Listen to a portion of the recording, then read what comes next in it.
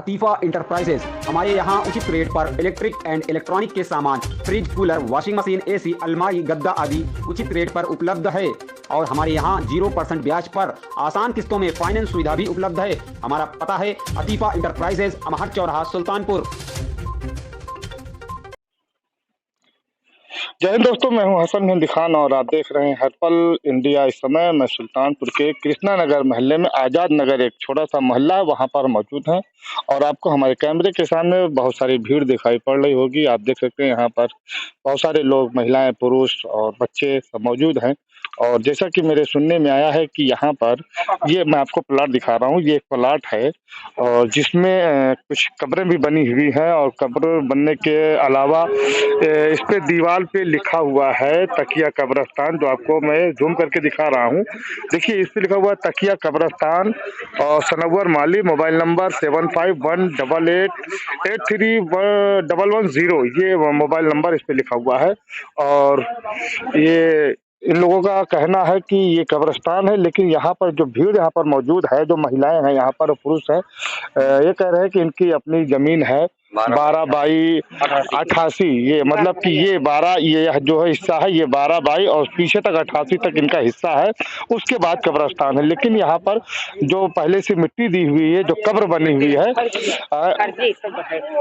वो जो कब्र बनी हुई है, उन लोगों का शायद कहना है, शायद क्योंकि उनसे मुलाकात नहीं हुई, तो कि ये पूरा कब्रिस्तान की जमीन है। तो यहाँ पर जो मौजूद है, जिनके नाम कब्रिस्तान है, वो उनसे हम बात करना चाहेंगे। किसके नाम कब्रिस्तान है, आप बताएंगे किसके नाम से? ये जमीन किसके नाम से? ये शिव प्रसाद यादव के नाम से जमीन है। तो आइए शिव प्रसाद जी से हम बात करते हैं, आप आगे आइए।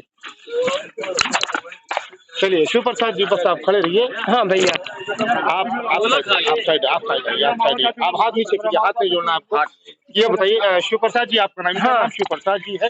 ये इनका कहना ये 12/88 का जमीन है। तो हाँ भैया, बताइए, आपने ये जमीन किसी से ली थी क्या? हाँ भैया, बैनामा लिया था।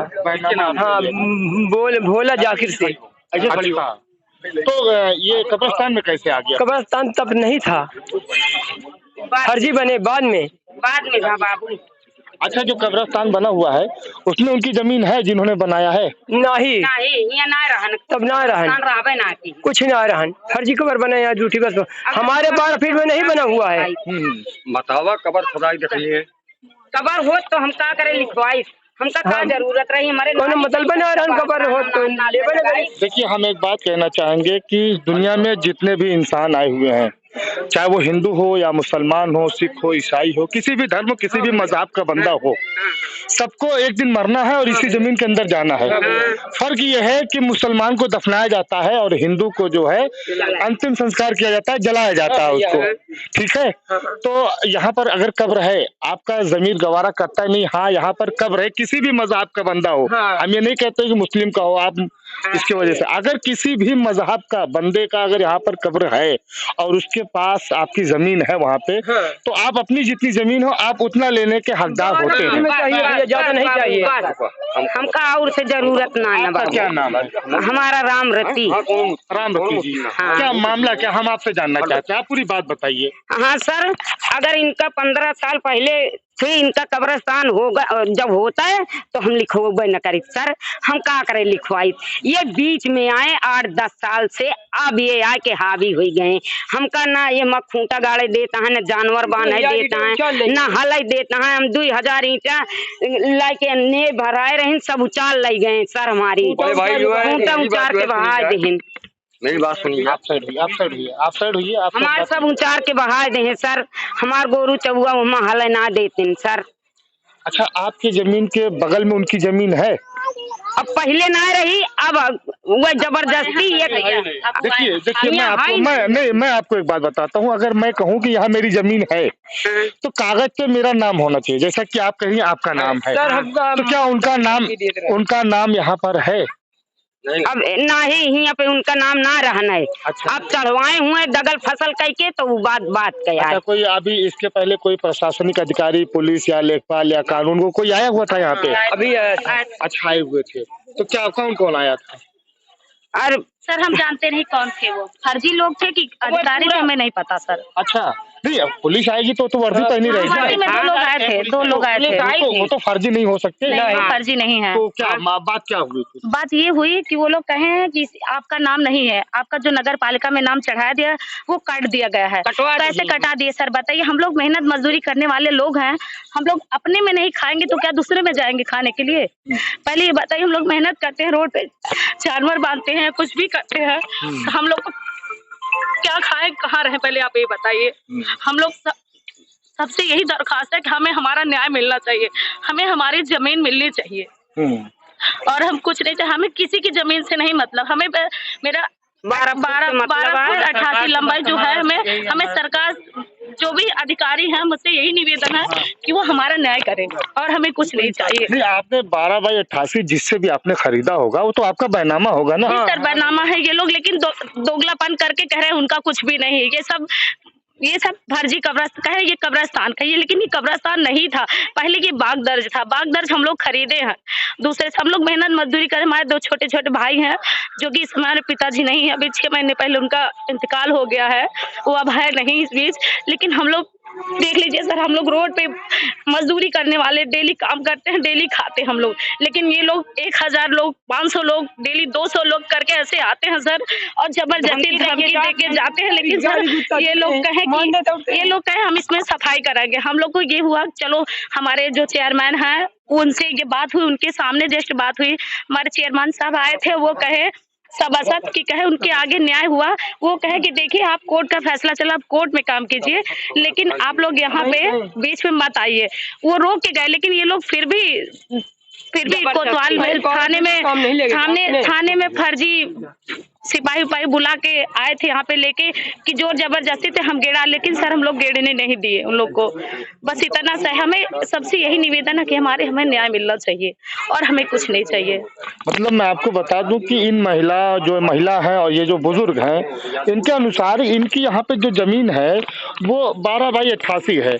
ये जो सामने प्लाट हम आपको दिखा रहे हैं, आपको दिखाई पड़ रहा होगा कि ये 12 बाई 88 है, बाकी प्लाट दूसरे का है। तो इनका कहना यह है कि इन्होंने बैनामा लिया है और इनको जो है, जो बगल में जमीन जिसकी भी है वो इनको परेशान कर रहे हैं और कह रहे हैं कि ये जमीन हमारी है बकौल इनके कहने के अनुसार। तो अब यहाँ पर अभी कुछ ही देर पहले शायद कुछ झगड़ा हुआ था और यहाँ पर पुलिस और शायद कुछ कानून गो या लेखपाल वगैरह आए रहे होंगे। तो अब यहाँ पे क्या मामला हुआ ये तो हम नहीं बता सकते, क्योंकि ये लोग बता रहे हैं क्या हुए थे। तो सर लोग दबंगई कर रहे थे यहाँ पे आके सर, वही लोग जो थे, अगर सभासद न होते तो हो सकता था दंगा भी हो सकता था, लेकिन सभासद सिपाही के रहने की वजह से कुछ भी नहीं हुआ, ऐसा कुछ नहीं हुआ। सभासद से बात हुई, प्रशासन भी था यहाँ पे, प्रशासन भी था साथ में, इस वजह से कुछ हुआ नहीं, लेकिन फर्जी बता रहे हैं वो लोग यहाँ पे फर्जी। हमारा यही सबसे निवेदन है कि जितने भी अधिकारी मंत्री नेता विधायक सब, ये सबसे यही निवेदन है कि हमें हमारा न्याय मिलना चाहिए बस।